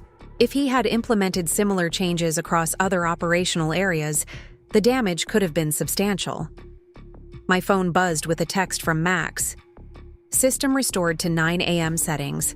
All pricing reverted to original values. At least there was one fire contained. But I knew more would follow. My father and brother were escalating their tactics, moving from announcements and office politics to active interference with business operations. They were testing boundaries, seeing how far they could push before meeting resistance. Now I needed to show them exactly where those boundaries lay, and the consequences of crossing them. The next morning, I arrived at the office at 6 a.m., 30 minutes earlier than usual. I wanted time to prepare before the inevitable confrontations began. My first action was to compose a company-wide email. To all Riverside Supply staff, it has come to my attention that there was confusion yesterday regarding changes to our pricing structure. To clarify, all operational decisions, including pricing, inventory management, vendor relationships, and client services, remain under the current leadership structure until formal notice is provided otherwise. No changes to company policies, pricing structures, or operational procedures should be implemented without proper authorization through established channels. Any directives that circumvent normal approval processes should be verified with me, directly before action is taken. I value your dedication to Riverside Supply and understand this situation may create uncertainty. Please know that my primary concern remains the continued success of our company and the welfare of our team members. I am available to address any questions or concerns you may have. Best regards, Sarah Collins, Chief Executive Officer, Riverside Supply, LLC. I read it twice, ensuring the tone was professional rather than confrontational, then hit send. Within minutes, my inbox began filling with responses, mostly brief acknowledgments from staff members, a few expressions of support, and one lengthy message from our sales director affirming his team's commitment to maintaining customer relationships through this transitional period. At 8:30 a.m., Diane Matthews arrived for our scheduled meeting. Our company attorney for the past 5 years, Diane was sharp, pragmatic, and refreshingly direct, qualities that had served us well during contract negotiations and the occasional supply chain dispute. Today, her expertise would be directed toward an internal matter far more personal. Well, she said after settling into the chair across from my desk. "This is a situation." I smiled despite myself. Diane had a gift for understatement. "I need to understand my legal position," I said, getting straight to the point. "As CEO, as a 30% shareholder, and as someone witnessing potentially harmful interference with company operations." She nodded, opening her leather portfolio. "I've reviewed the operating agreement and corporate bylaws in detail. Your understanding is correct. Your father cannot unilaterally appoint a new CEO without securing 60% shareholder approval, which requires your consent given the current ownership structure." "And my brother's actions yesterday? Changing pricing? Without authorization?" Diane frowned. "Potentially actionable as unauthorized access and business interference, though pursuing that angle would be complicated given the family relationships. More importantly, it demonstrates a pattern of attempting to exercise authority not yet legally granted, which strengthens your position should this escalate further. What are my options for preventing similar incidents while this is resolved?" She considered for a moment. "Several approaches. We could formalize the current leadership structure through board resolution, explicitly stating that no changes have been approved. We could implement enhanced approval protocols for all major systems, requiring dual authentication for significant changes. Or," she paused, "we could take more aggressive action, such as seeking a temporary restraining order preventing your brother from representing himself as having any executive authority." I winced at the last option. A legal injunction against my own brother would be nuclear from a family perspective, a public declaration of conflict that could never be fully healed. "Let's start with the first two options," I decided. "Draft the board resolution and help me implement the enhanced approval protocols. I'd prefer to resolve this without court involvement if possible." Diane made notes, then looked up with a more serious expression. "Sarah, I need to ask, what's your endgame here? What resolution would you consider acceptable?" It was the question my mother had raised last night, the question I'd been avoiding since this conflict began. What did I actually want? To maintain control indefinitely? To force my father and brother to acknowledge my contributions? To prove something to myself or to them? "I want recognition of my role in building this company," I said slowly. "I want leadership commensurate with my contributions and capabilities. And I want assurance that the growth strategies and operational systems I've implemented won't be dismantled by someone who doesn't understand their value. So not necessarily sole leadership," Diane observed astutely. "Not necessarily," I conceded. "I'm not opposed to shared responsibility if it's structured fairly. What I am opposed to is being summarily replaced by someone with no relevant experience or demonstrated commitment to Riverside's success." Diane nodded, making additional notes. "That gives us more flexibility in potential resolutions. I'll draft several options for your review." As she gathered her materials to leave, she paused. "One more thing. Your father has requested a meeting with me tomorrow. As company counsel, I represent Riverside Supply itself, not individual shareholders. I will maintain appropriate confidentiality regarding our discussions, but you should be aware that I'll be speaking with him as well." "I understand," I assured her. "That's why I value your counsel. You're focused on what's best for the company, not individual agendas." After Diane left, I spent the morning implementing the enhanced approval protocols she had recommended. Working with Max from IT, we established dual authentication requirements for critical systems: pricing, inventory, payroll, and banking. Functions would now require verification from 2 authorized executives before changes could be processed. I was reviewing the new security parameters when my office phone rang. The receptionist's voice was unnaturally formal. "Ms. Collins, your father is here to see you. He says it's urgent." I took a deep breath, centering myself. "Please send him in." My father entered alone, no mic this time, which was both a relief and a concern. He looked tired, the lines around his eyes deeper than usual, his normally perfect posture slightly diminished. For a moment, I saw not the imposing business owner who had dominated my childhood, but an aging man confronting his own mortality and legacy. "Sarah," he said, closing the door behind him. His tone was neutral, neither the warm familiarity of father to daughter nor the cold formality of yesterday's confrontation. "Dad," I responded, gesturing to the chairs across from my desk. "Please, sit down." He settled into the chair, his movements deliberate.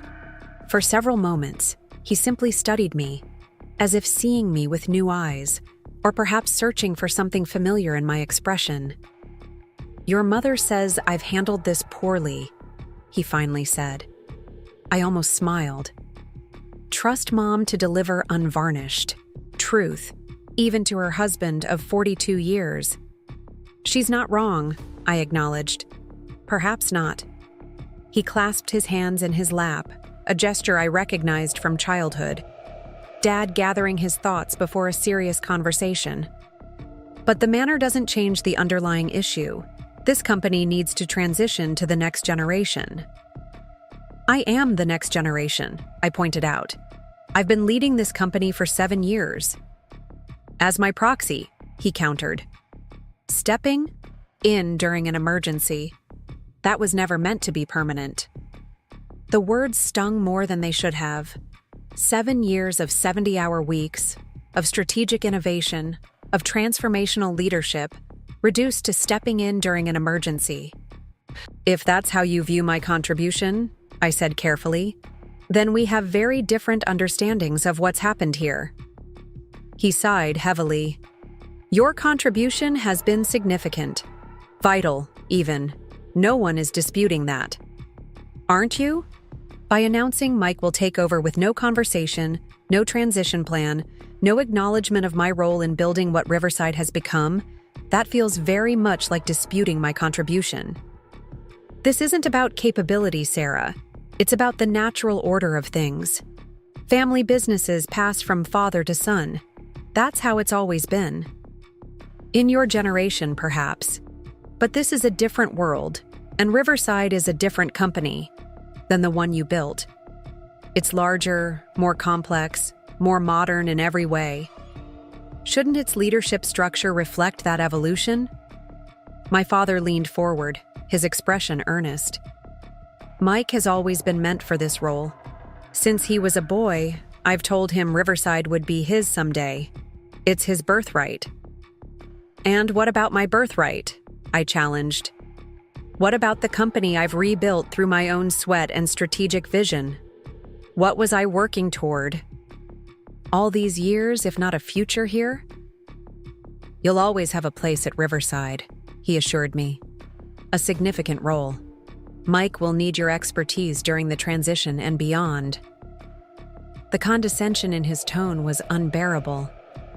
A significant role, reporting to my less qualified brother. The expertise he acknowledged being subordinated to Mike's nominal leadership. It was the corporate equivalent of patting me on the head for a job well done before returning me to my proper place. "Dad," I said, struggling to keep my voice even, "have you considered that maybe, just maybe, your traditional views on succession aren't the only valid approach? That perhaps leadership should be earned rather than inherited? That your daughter might be as capable of carrying your legacy forward as your son?" Something flickered in his eyes, uncertainty perhaps, or the faintest recognition that his worldview might not be universal truth. But it vanished quickly, replaced by the steadfast conviction that had both built Riverside and nearly destroyed it through inflexibility. "My decision is made," he said firmly. "The only question now is whether you'll support a smooth transition or continue fighting it." I studied my father, this proud, stubborn man who had taught me everything about perseverance, about fighting for what matters, about never accepting defeat. The irony wasn't lost on me that I was now using those very lessons against him. "I think you know the answer to that question," I said quietly. "I will not step aside for Mike simply because he's your son. I've earned my place here through results, not birth order." My father stood, his expression hardening. "Then you leave me no choice but to take more decisive action." "Such as?" "I'll be calling an emergency board meeting for tomorrow morning, 9 a.m. We'll resolve this matter officially, with all shareholders present." A board showdown. He was escalating, confident in his ability to persuade the minority shareholders to support his position despite the legal requirements. It was a gamble, but one he clearly believed he could win. "I'll be there," I assured him. With complete documentation of Riverside's transformation under my leadership, the legal requirements for leadership changes, and yesterday's unauthorized system interference by Mike. His eyes narrowed at the last point. "What interference?" "Ask your successor," I suggested. "Ask him about changing pricing structures without authorization, about undermining established margins, about creating chaos among our clients and then leaving others to clean up his mess." For the first time, my father looked genuinely surprised and concerned. Good. He needed to understand that this wasn't just about titles or hurt feelings. This was about the fundamental stability and success of the company we both cared about. 9 a.m., he repeated, moving toward the door. "This ends tomorrow, one way or another." As he left, I sat back in my chair, considering the coming confrontation.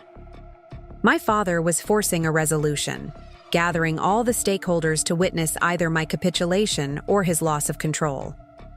It was a traditional power move, one I might have admired under different circumstances. But he had miscalculated in one critical way. He still saw me as his daughter first and a business leader second. He was preparing to face family resistance, not professional opposition. He expected emotion, perhaps even tears, traditional weapons in family conflicts. What he would encounter, instead, was the CEO who had transformed Riverside Supply from near bankruptcy to industry leadership. The strategist who had modernized operations, expanded market reach, and created sustainable competitive advantages. The professional who had documentation, legal standing, and demonstrated results supporting her position. My father had taught me well, perhaps too well for his current purposes. Tomorrow would reveal which of us had learned the most important lessons about power, leadership, and the courage to fight for what you've built. I arrived at the office at 7:15 a.m., nearly 2 hours before the emergency board meeting. The early morning quiet provided the perfect environment to finalize my presentation and center my thoughts. Riverside's offices were peaceful at this hour. Just the gentle hum of the HVAC system and the occasional ping of early emails arriving. I set my materials on the conference room table, 5 copies of a comprehensive portfolio documenting Riverside's transformation under my leadership. Each contained quarterly performance reports, strategic initiative outcomes, staff growth metrics, and client retention statistics. The data told an undeniable story of success.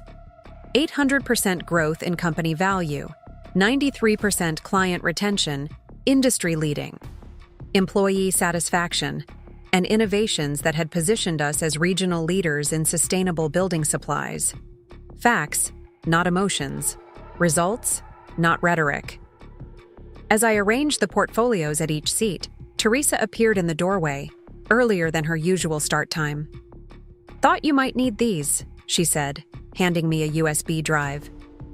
The financial projections for the Sustainable Materials Division, updated through yesterday, and the comparisons to industry benchmarks you requested. I took the drive gratefully. Thank you, Teresa.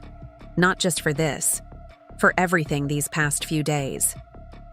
I know this situation puts you in an awkward position. She shook her head firmly. There's nothing awkward about supporting good business practices.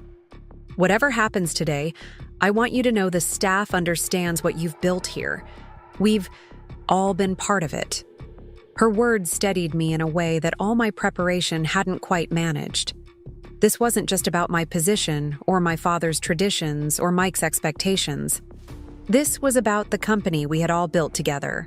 the culture of excellence, innovation, and integrity that had transformed Riverside from a struggling local supplier to a thriving regional leader.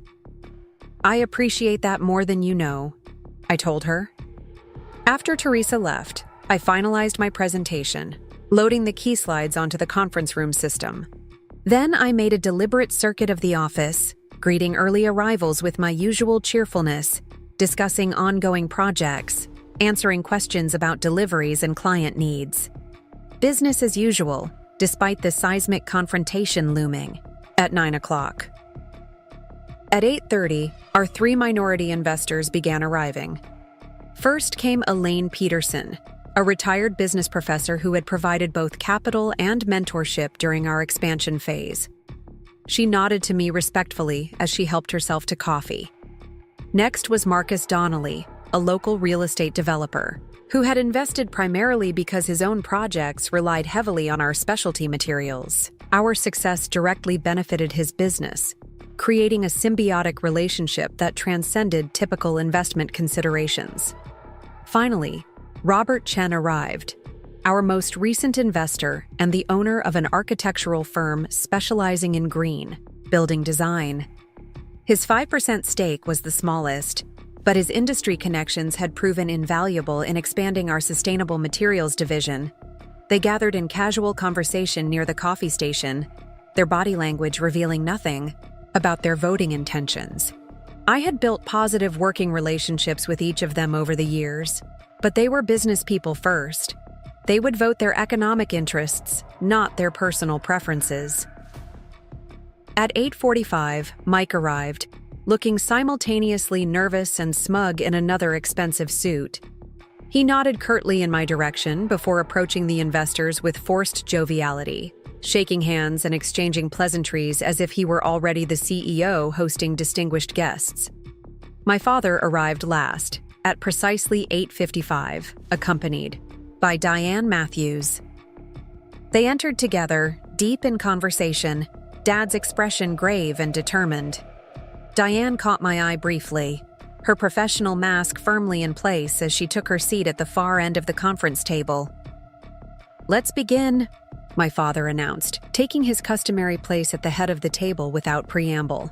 "We're here to resolve the question of Riverside Supply's leadership moving forward." I remained standing, switching on the presentation screen where my first slide displayed the company logo and a simple title: Riverside Supply, Leadership for Sustained Growth.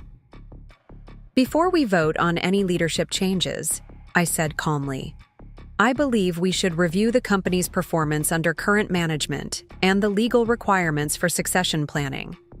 I've prepared materials that will inform this discussion."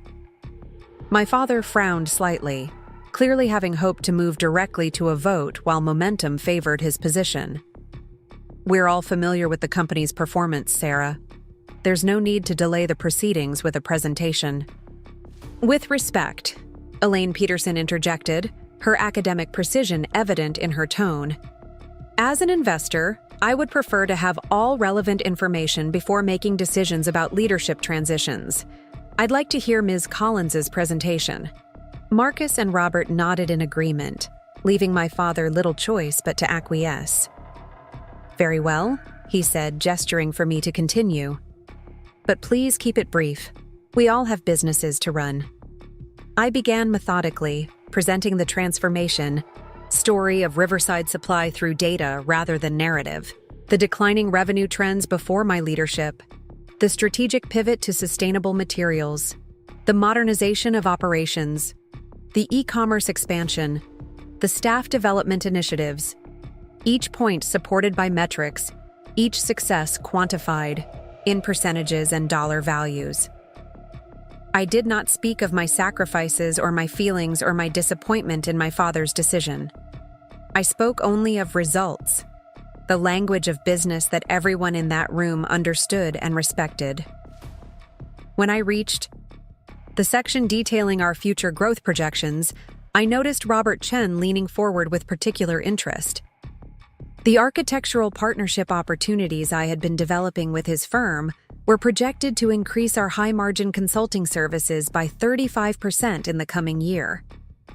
These initiatives, I explained, indicating the sustainability certification program on the screen, require deep industry knowledge and established relationships with architects, developers, and contractors. They represent the future of Riverside Supply, not just as a materials provider, but as a valued consultant in sustainable building practices. My father shifted uncomfortably. These were aspects of the business he had initially resisted, viewing them as unnecessary complications to the straightforward supply model he had built. Only after they proved highly profitable had he reluctantly embraced them. Now, I continued, transitioning to the legal requirements section, regarding the procedural aspects of leadership changes. As outlined in our operating agreement, specifically, Section 4.3, any change in executive leadership requires approval from shareholders holding a minimum of 60% of company shares. I displayed the relevant text on screen, highlighted for clarity. The current shareholding structure is as follows. William Collins holds 51%. I hold 30%. Teresa Martinez holds 5%. And our 3 external investors each hold 5%, for a combined 15%. My father cleared his throat. Which means that with the support of just 2 of our external investors, I can achieve the required 60% threshold. I nodded. Mathematically, yes. But that assumes 2 critical factors.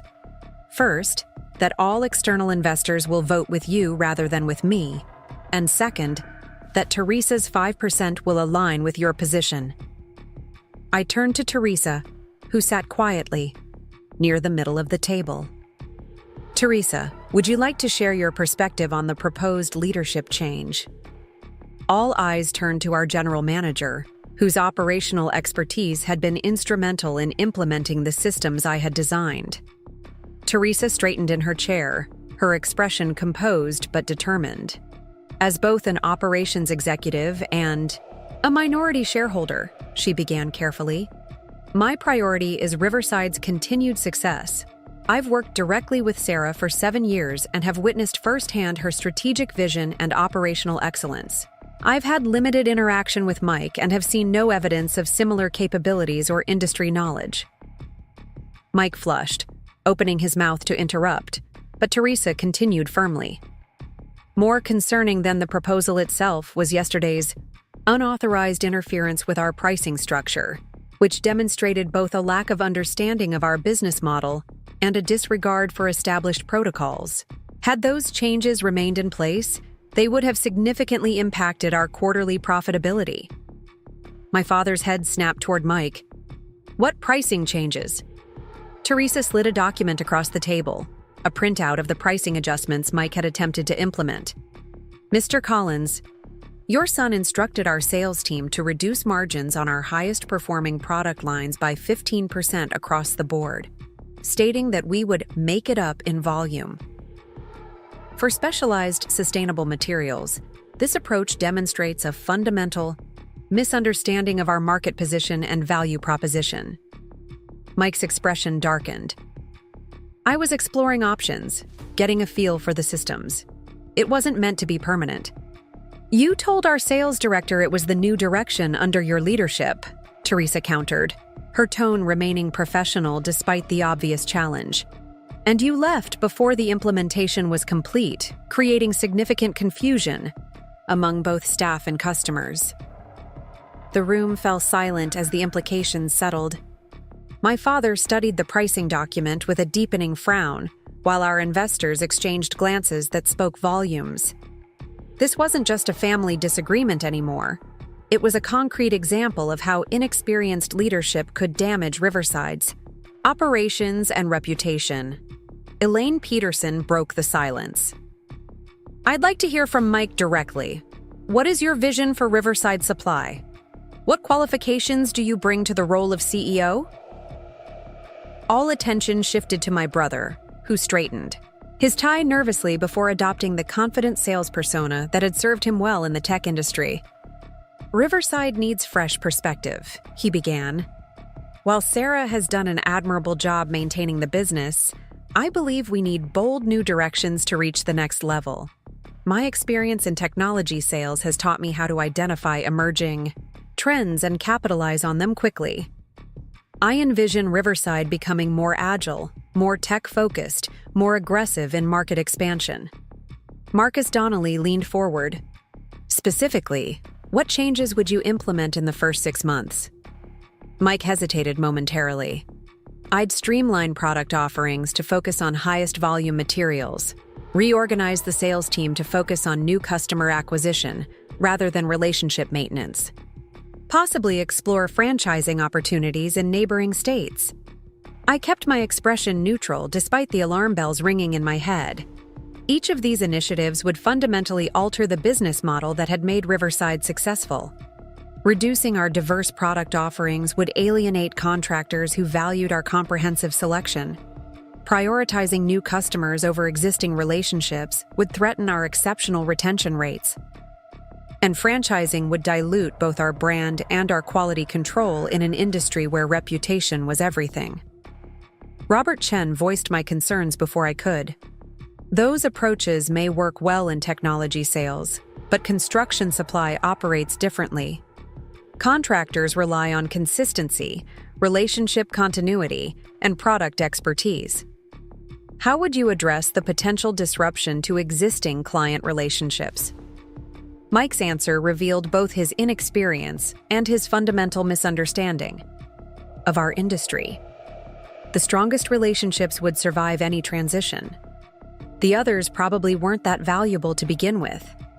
The room fell silent again, this time with a heaviness that suggested minds were being made up, and not in Mike's favor. My father sensed the shifting sentiment. "Perhaps we're getting ahead of ourselves," he said, attempting to regain control of the narrative. The question before us is simply whether to proceed with the leadership transition as I've proposed. Mike will have ample time to refine his strategic approach during the handover period with Sarah's guidance. That assumes Sarah would remain with the company under Mike's leadership, Elaine observed shrewdly. Would you, Sarah? All eyes turned to me.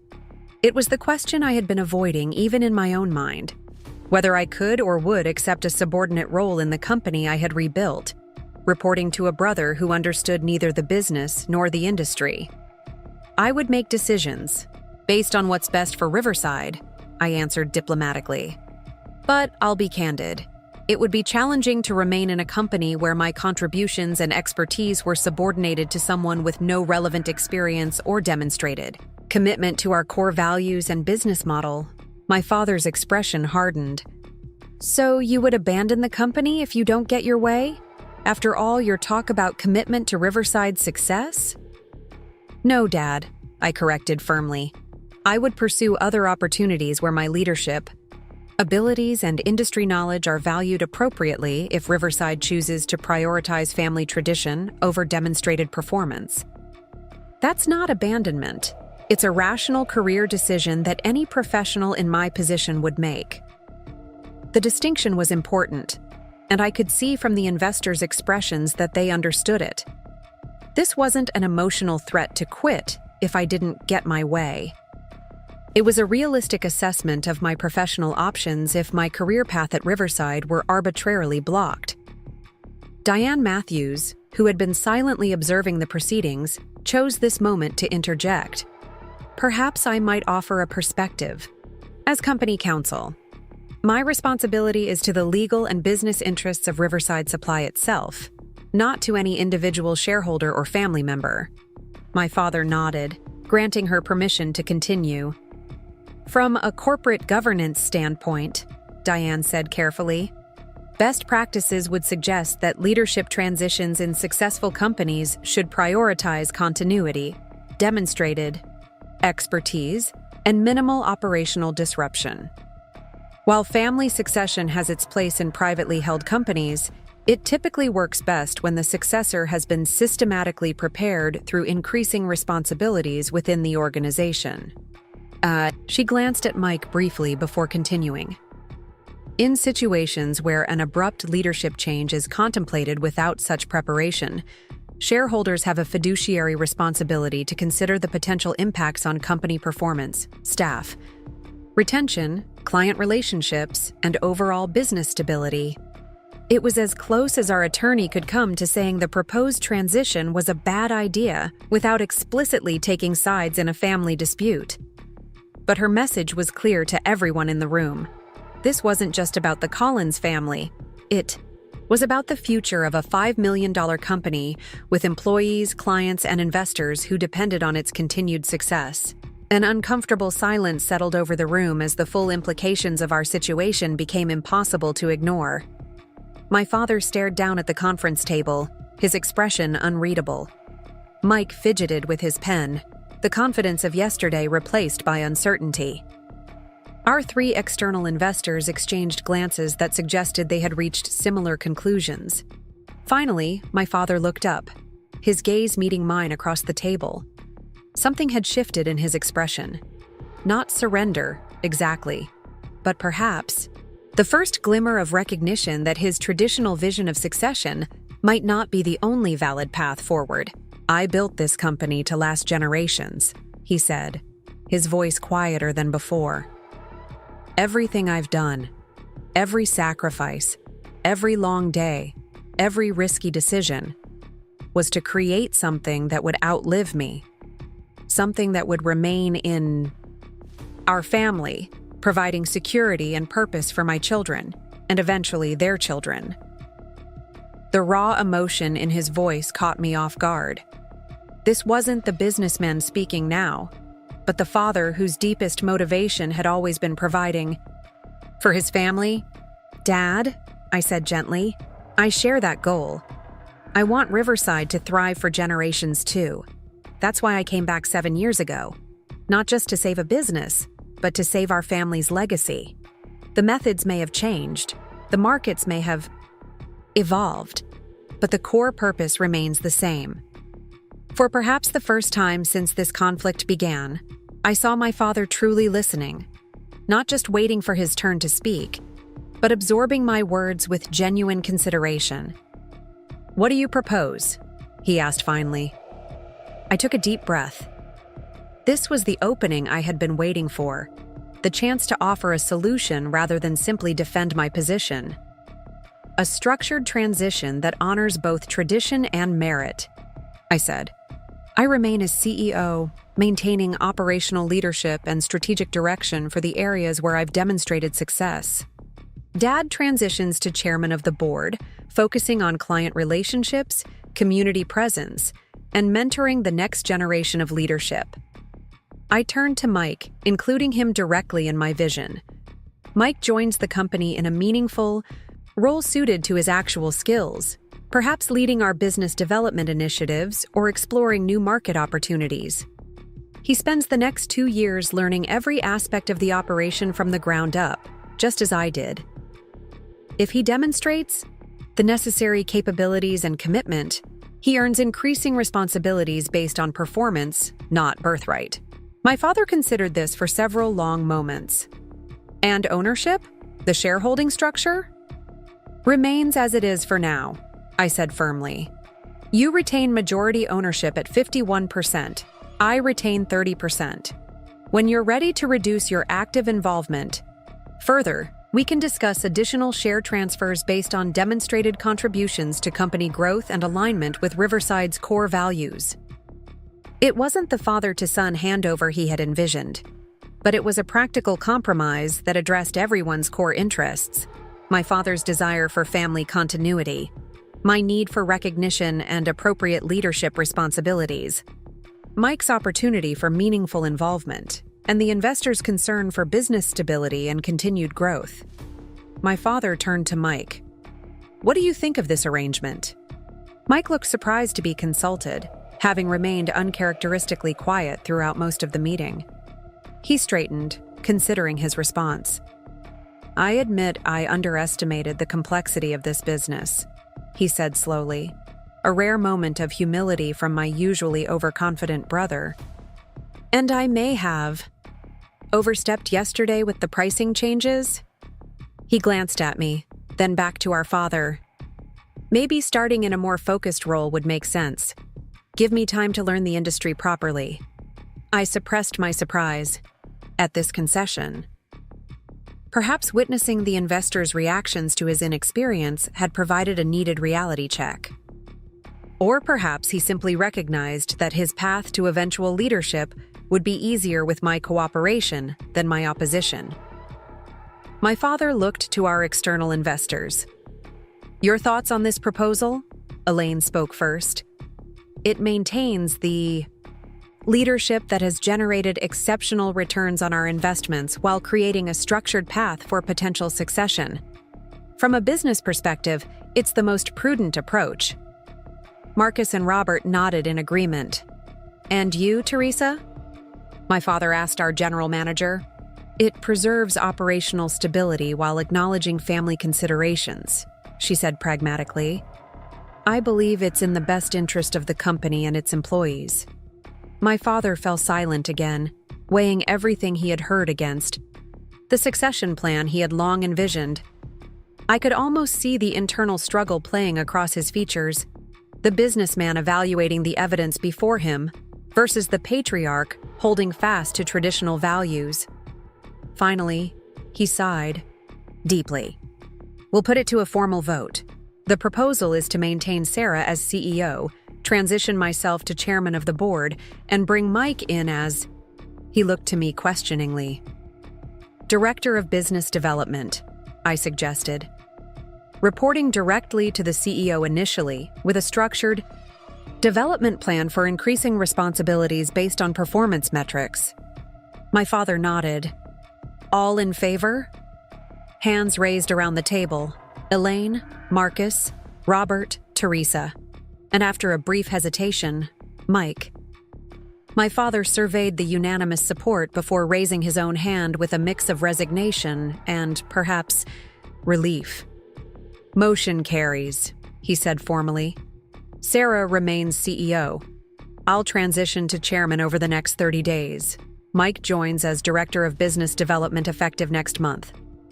The tension that had filled the room for the past hour dissipated, replaced by the quiet satisfaction of a difficult situation resolved through rational compromise rather than emotional confrontation.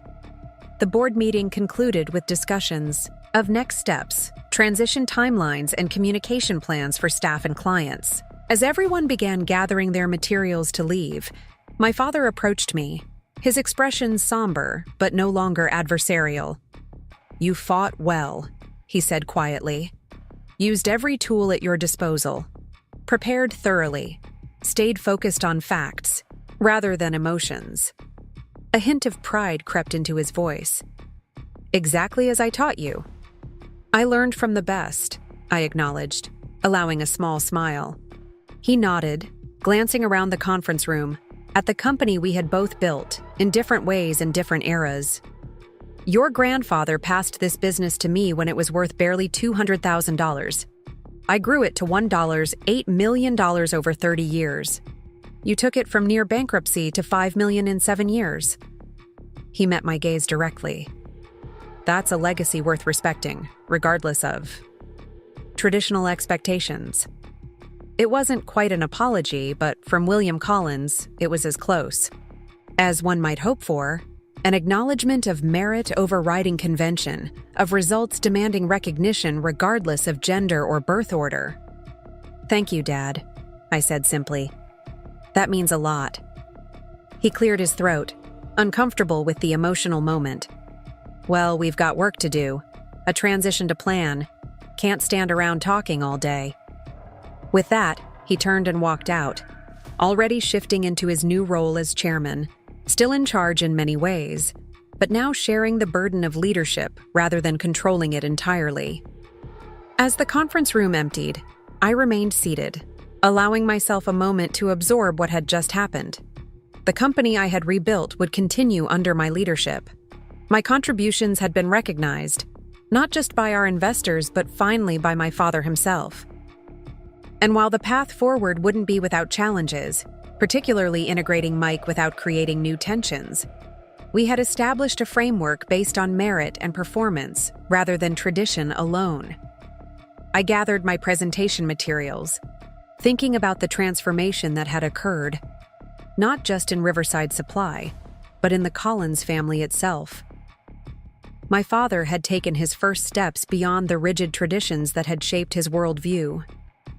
Mike had glimpsed the reality of corporate leadership beyond titles and authority, and I had found a way to assert my value without destroying the relationships that, despite everything, still mattered deeply to me. As I walked back to my office, not temporarily but firmly established as the center of Riverside's leadership, I felt something I hadn't experienced since that fateful family dinner announcement. Certainty about my place in this company and confidence in its future. Direction? The journey had been painful, the confrontations difficult, the emotions raw. But the outcome was worth every uncomfortable moment. A family business transformed not just in its operations and market position, but in its fundamental understanding of leadership, succession, and the true meaning of legacy. My father had built Riverside Supply to last generations.